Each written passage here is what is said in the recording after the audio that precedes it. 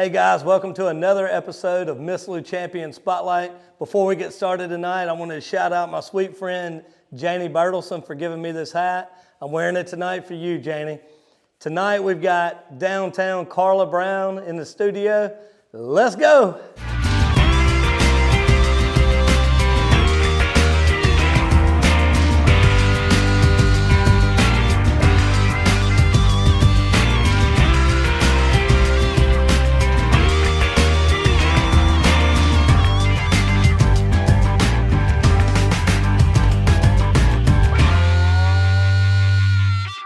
Hey guys, welcome to another episode of Miss Lou Champion Spotlight. We're in the studio with downtown Karla Brown. How are you? Doing good, doing good. A lot of people know you, but for those who don't, I always like to give a little quick background. So she's been in Natchez for 9 years, and in the past driven 18-wheelers. Yeah. Currently does tours and a shuttle service here in Natchez and beyond. Very active in the community, and has walked across America twice. That's pretty interesting. So let's just dive right in. So where are you from originally? Well, I was born and raised in Oregon. Okay. And when I was a little kid, I had epilepsy really bad. I had about 1 million seizures. When I was 18 years old, I went to Seattle and had brain surgery to correct it. Okay. And ever since then, I've never had another seizure. Now, this was back in the Stone Age. You know, electricity had barely been invented when I had surgery, and it was a complete success. So 20 years later, after I'd gone 20 years without having any seizures, I decided to celebrate by walking from Seattle, where I had the surgery, to Washington, D.C. Wow. So I did that. I started on March 4th so that I could march forth on March 4th. Now, my friends and family would have much rather locked me up in a mental institute than let me go on that walk, because they just knew they were going to find my dead body in a ditch somewhere. But I had the best time of my life. I got to go places, I got to do things, I got to see things. If I'd have been back home working a full-time job, I couldn't have afforded it. And there I was, homeless, unemployed, and hungry, having the best time of my life. It took me 13 months, just like I planned. 13 months. Yeah, I started up in Seattle, went down the coast of Northern California, angled down through Tahoe and Reno, and from Reno I took Highway 50 all the way across to D.C. Well, when I got there, I was having so much fun that instead of ending my walk, I pulled a Forrest Gump and I kept on going. From D.C. I headed north. I went out to the tip of Cape Cod, took the ferry into Boston. From Boston I went up to Maine, still walking. From Maine, I headed west and went to Wisconsin. From Wisconsin, I headed south and walked all the way down to New Orleans, which brought me through Natchez, Mississippi. From New Orleans, I went to Orlando. From Orlando, I went up to D.C. again, and then I was done. We're still talking walking, right? Yeah, walking. Everything you just said is walking. 2.5 years. Oh, my goodness. 9,000 miles, 35 states, and 18 pairs of shoes. 18 pairs of shoes. Yeah. You should have got an endorsement deal. I wish I would have, but I didn't. Oh my goodness! So you went through 18 pairs of shoes. What? So you started out. It sounds like you started out with a route in mind. Yeah. And then maybe you were winging it after that? That's right, okay. That's right. I actually worked on the first part for a year. I worked on that route for a year. And then when I decided to add the extra circle, I worked on it for 4 days, and I was ready to go. So you walked all the way from, where was your starting point again? Seattle. Seattle, down through California, across to Washington, D.C. Yeah, up to Maine. And then decided you haven't walked far enough. Right. That's hilarious. It was a wonderful That's experience. a really great story. So where did you sleep? Oh, well, I had camping gear that I carried with me, but it didn't take me long at all to figure out that I really liked toilets. And so I would do my level best to get indoors whenever I could. And I found out that quite often I could spend the night inside of a church or a fire station. Now, they didn't all say yes. I got turned down by quite a few of them, but quite often if I would spend the night at one church, then that preacher would call up a church in the next town, and they'd call the next town, and they'd call the next town. And I could go for days on end just going from church to church to church, or fire station to fire station to fire station. So you sort of had a a destination for each? Quite often, yeah. Wow. Basically, I went from town to town, or, when the towns were too far apart, then I would camp out. So did they feed you? Like, did people know you were coming at that point? There was a lot of publicity. Every newspaper did a story. What year was this? 2001. And there was a lot of publicity. Every newspaper did a story. Every now and then I was on the radio station, and every now and then I was on the 6 o'clock news. And people would come driving down the road looking for me. So when you showed up, people knew who you were already. Yeah, quite a bit. I cannot begin to tell you how many times somebody would stop, pick me up, take me home with them, show me around their favorite areas, take me out to eat that night, back at the house, throw a load of laundry in, put me to bed, get me up in the morning, fix me a lumberjack breakfast in the morning, pack me a lunch to go, stick $20 in my pocket, and send me down the road. I cannot begin to tell you how many times that happened. Okay, so after all of that, you ended up here in Natchez. So tell me that story. Well, when I was done in Washington, D.C., after the second loop, there were a few days there where I was just kind of wandering in the wilderness. I didn't know what to do with myself after that. And a lady that I had met here in Natchez, she emailed me and said, "Come down here, we'll put you to work." And I said, okay, so I came to Natchez. A few days after I got here, Katrina came blowing in. And that was my introduction to Natchez, Mississippi. Welcome here, here's Katrina. Well, the very next day I got a job working for FEMA. Now that job lasted about 8 or 9 months, and then FEMA started closing up all the little offices, and I was without a job. So just for the heck of it, I got on the internet and I typed in Anchorage, Alaska, help wanted ads, and started looking through those. I found a job I wanted. I applied for it online. They called me up and interviewed me over the phone, told me I was hired, and I bought me a one-way ticket to Alaska. My friends down here thought I lost that last marble when I told them I was going to Alaska. But I said, don't worry, it's just a summer job. I'll be back in 6 months. And I ended up living there for 8 years. Oh, wow. Finally, after spending 7 winters there, I decided I was ready to go somewhere where I knew where it was going to be 50 degrees above zero. So I came back down here. When I was up in Alaska, I was 100 miles away from the airport. Well, that's easy to understand up there because Alaska's so huge and That's spacious. an easy walk for you. Oh, no. But then I come down to populated Mississippi, and guess what? I'm still 100 miles away from the airport. So one of the very first things I asked was, is there a shuttle service here in Natchez? And they said no. And I said, no. Isn't this a tourist town? Don't you go out and fetch your visitors and bring them in? And they said no. So I was here for about 3 months, got me a minivan, a business permit, a taxi permit, and just a few days ago on June 1st, I celebrated 8 years for my business. Oh, wow. So by golly, that's my story, and I'm sticking with it. Let's do this because I want to hear a little bit more about that too. Why don't we take a very quick break to recognize a couple of our awesome partners, and we'll be right back to learn more about your tours and what you're doing now. Okay.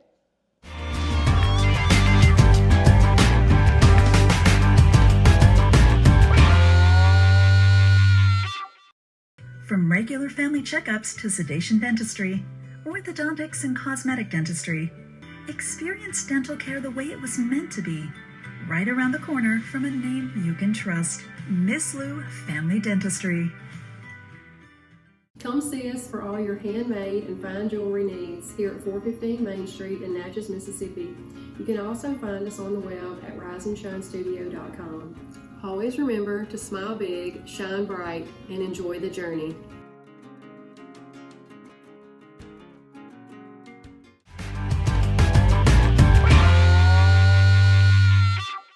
All right, we're back in studio with Karla Brown, downtown Karla Brown. So before the break, you were starting to get into the tours Right. and the shuttle that you do now here in Natchez. Tell me about your tours. Well, I started the business doing airport runs. And then I realized that there weren't very many people giving tours in this town. And there is so much history here and so much to show people. And so I studied up on the history, and I decided I was going to give my own tours. And that's basically how they started. But I have several different kind that I do. One of the most popular ones is the Drive Around Natchez tour. And that's what it is. It's a 90-minute drive around town that I talk about all the history and point out a bunch of buildings and talk about that. It gives them a good idea of what they want to do. when they Okay, yeah. once they're here. So it's like maybe the first thing when you come into town. That's a great Many thing people to do. really enjoy it Okay. and do it just for that purpose. Yeah. Okay. I give a ghost tour in the evenings. I do a good mood food tour that takes you around to 6 different restaurants downtown here. And we have a tidbit here and a bite there and a tidbit there, and it gives them a real good idea of some of the great places that they might want to go back to. That's a pretty good gig. Yeah, yeah, it is. go around eating. That's not a bad. If you're ever out, let me know. Yeah, I'll sub for you. and I also do a couple of Greg Isles book tours, Okay. and those are pretty popular. Well, what too. is that? What happens on that? Well, I have 3 separate tours that I do. And that is, the first one talks about the first 3 Pen Cage books, The Quiet Game, Turning Angel, Devil's Punch Bowl.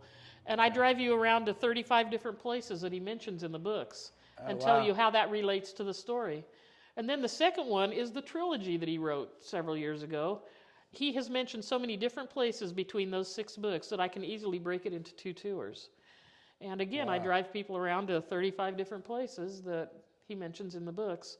And then I have the combo tour, which is all of it put together, and that takes about almost 5 hours. Oh, wow. Yeah. So why don't you tell the viewers maybe like the funniest or most memorable, something that kind of stands out to you that from some of your tours? Well, you know what? There was something that happened just a few days ago.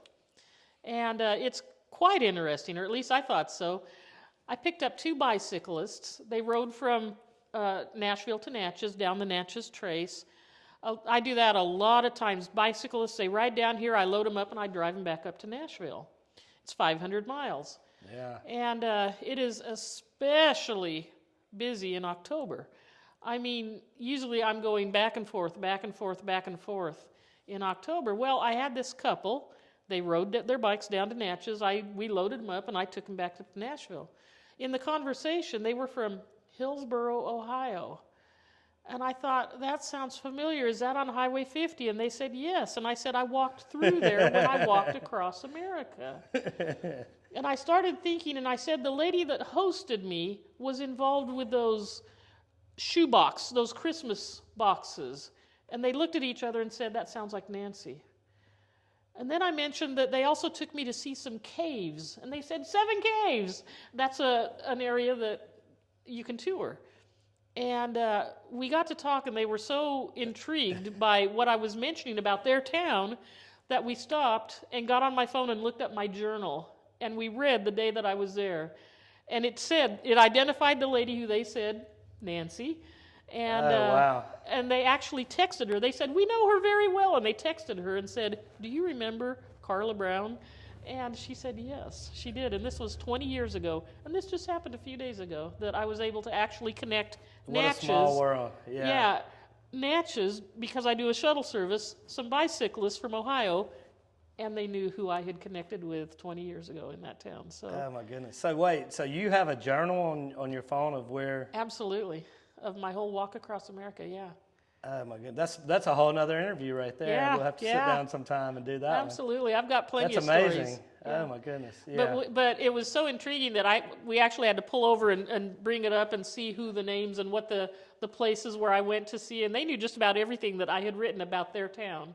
They knew exactly what I was That's talking really cool. about. I mean, that really is like one of those small Yeah, world yeah. circumstances right there. Yeah, and that just happened just a few days ago. So what about your favorite tour? What's your favorite tour that you do? Oh, I enjoy doing the drive around Natchez. You know, it's just a really good introduction. A lot of the tourists, they like to do that as soon as they get into town. It's 90 minutes. I drive them around town, point out the homes, talk about the history, point out the restaurants, you know, and it's just a really good introduction. And they really enjoy that. And you get people from all over the country, I'm assuming. Yeah. Why don't you tell the viewers, if anybody wants to take a tour or anything like that, how can they get in touch with you? Well, I have a website, and it is downtownkarlabrown.com. With a K, right? Karla with a K. You Karla got with it. a K, okay. Downtownkarlabrown.com. All right. Hey, I might be calling you. Yeah. So why don't we take a quick break to recognize our awesome partners who make this show possible.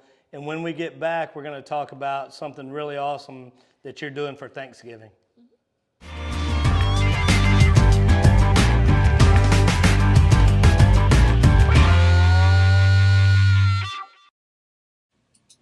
Welcome to your new hospital.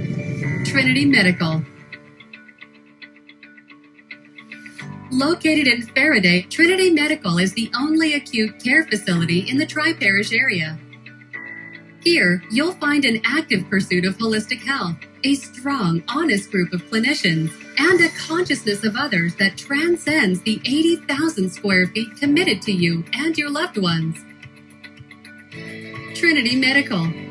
People you know, caring for people you love. If you like what we're doing here at Miss Lou Champion Spotlight, make sure to like, follow, share on Facebook and Instagram, and visit our website, MissLouChampions.com. It costs you nothing, and it helps us to continue to shine the spotlight on awesome people right here in our community.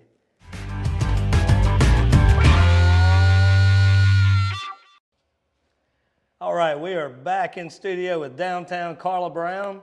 You were doing something that I saw the other day. I saw a little flyer for it, and I think it's really awesome that you're doing it. It is a community Thanksgiving dinner. That's right. Why don't you tell us a little bit about what it is, how it started, and all of that? Well, when I was 18, I was living in Kansas on my own, and I've never really enjoyed the holidays because I'm by myself. Thanksgiving and Christmas is usually really depressing. And so one year when I was in Kansas, I called up United Way and asked them, is there anything going on Thanksgiving Day? And they said no. And I said, well, I'm going to fix a meal for anybody that wants to come. So they said, contact the senior center. So I called them. They said I could use their building, their pots, their pans. If I wanted to do a dinner, I could do it there at the senior center. So I created a flyer that said free Thanksgiving meal right on Thanksgiving Day. And I went up and down Main Street handing out the flyer asking for donations, and I got $5. And I went ahead and I fixed enough food for 100 people, and actually 90 people came to that meal. Wow. Well, the next year I had more support, and the second year I actually did a dinner on Christmas Day, Thanksgiving Day and Christmas Day.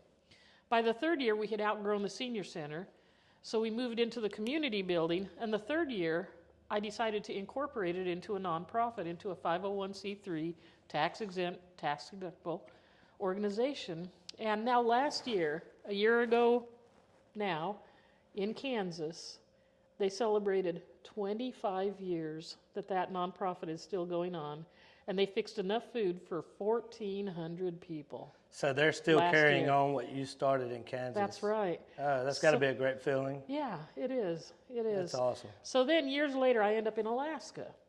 I arrived in this little town on November 1st. And the first thing there must be 1,000 people in the whole area, maybe. Yeah. And so the first thing I did, I walked to the city office and said, is there anything going on Thanksgiving Day? And they said no. And I said, okay, I need the community building. And I fixed enough food for 100 people there, and about 60, 65 people came. Well, the second year, it got bigger, and there was more support. In Alaska, I did a dinner on Thanksgiving Day, Christmas Day, and Easter Sunday. And 2 years ago, just before COVID hit, I flew up there to celebrate 10 years that they've kept that dinner going up there in Alaska. That's amazing. So now my friends down here, a few of them have told me that I need to do a dinner down here in Natchez. And so I contacted several people and asked them if they would be on board of directors, because I decided if I was going to do it here in Natchez, we're going to incorporate this baby right out of the chute. Yeah. And so we did that, and I have a board of directors, and we filled out all the IRS pages, and it has been accepted as a 501c3 nonprofit organization. So the ball's really rolling right now to get it all together. And this will be the first one here in Natchez. This will be the first one, yep, here in Natchez. Wow, that's amazing, though. I mean, so just quick math, I'm not great at math, but so that's 30 years. If you take the 20 from Kansas, so that's 30 total years of people being fed I in never two even different thought about that. states. Yeah. I mean, think about the thousands of people who have been fed because of what you started. Yeah. That's pretty amazing accomplishment, and that's a champion accomplishment for sure. Well, thank you. We are going to do it here in Natchez on Thanksgiving Day. It's going to be in the community center right across from the convention center. Okay. We're going to actually use the kitchen of the convention center to cook and just move the food across the street. We really have No, nothing to really base a number on. We're planning on 400. We're going to cook enough food for 400 people. That's a number that we just kind of pulled okay. out of the sky. We really don't have anything to base it on. So if somebody doesn't have somewhere to go, They're welcome they're to welcome come. to come. And I especially want to stress that there's no criteria. There's Okay. everybody is welcome. It's not just for a select group. It's for anybody that wants to come. And it's free of charge for them. Absolutely, yes. Wow. Yep. That's so great. That's wonderful that You you know, do that. It's interesting. One of the things that is really important to me is that the meal is a free meal. Of course, we'll take donations, but not at the dinner. You cannot give money on Thanksgiving Day when you come to that meal. There's no box, no offering, no nothing. You cannot leave money at the dinner. But we'll gladly take donations the rest of the year. But Well, who that's knows really that's really important, because you know what? There have been enough days in my life where I didn't have $1 in my pocket. I've been with you. And if I went to a dinner like that and I saw an offering box, I would feel obligated. Yeah. And I don't want that to happen. And who knows, this may be the beginning of something here that 20 years from now we're talking about, look how much it's grown here. So Well, that would be great. it's awesome. I'm really impressed by that. Thank you. There's another thing that you're doing that I also think is really, really cool, and it's over on Franklin Street. Why don't you tell us a little bit about what it is and how it came to be?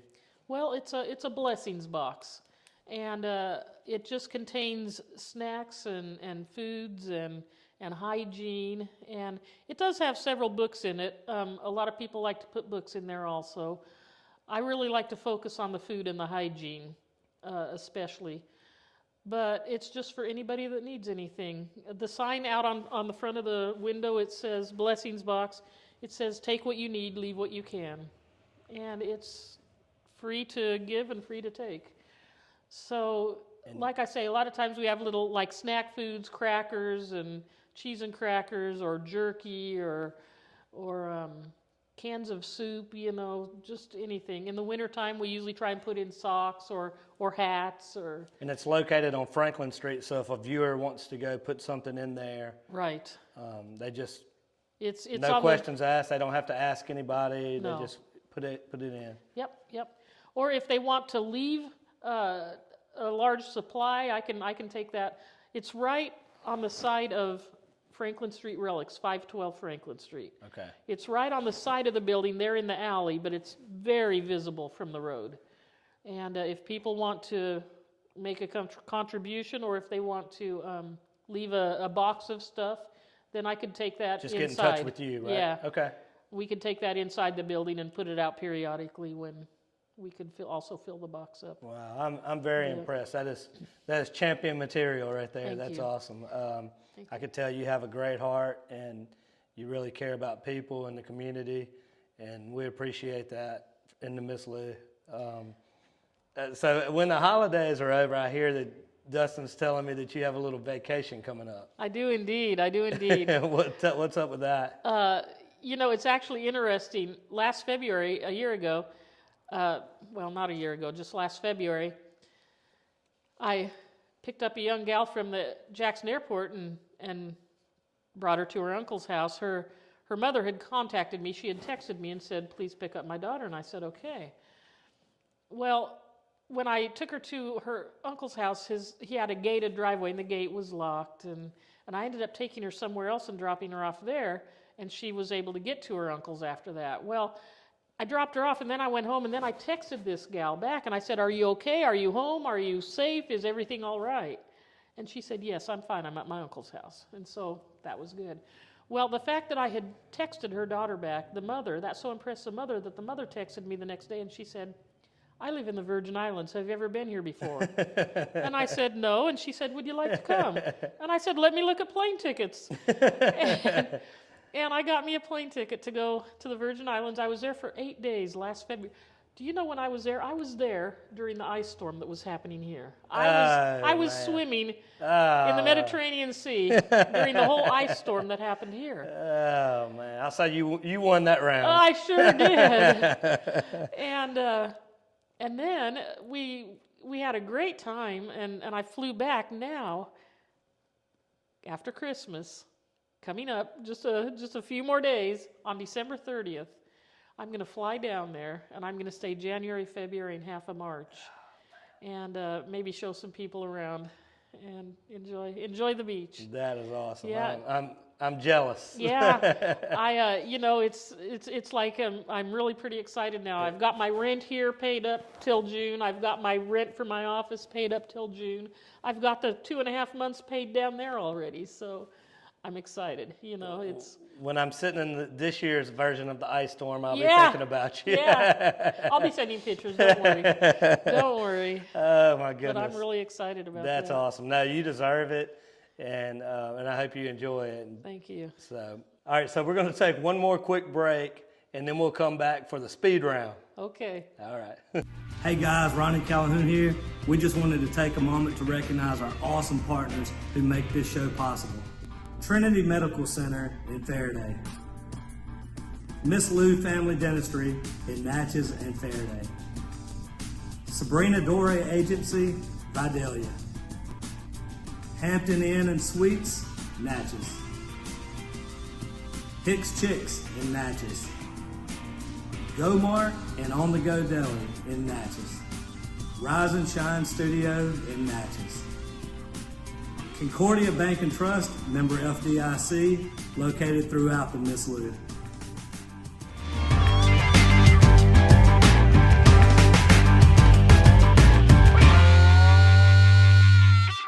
All right, we are back in the studio with downtown Karla Brown, and are you ready for the speed round? I think so. All right, so we're just gonna dive in.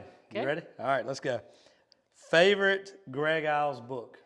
Well, the ones that I focus on are the Pen Cage series. And my favorite one is actually the very first one I read, which is The Quiet Game.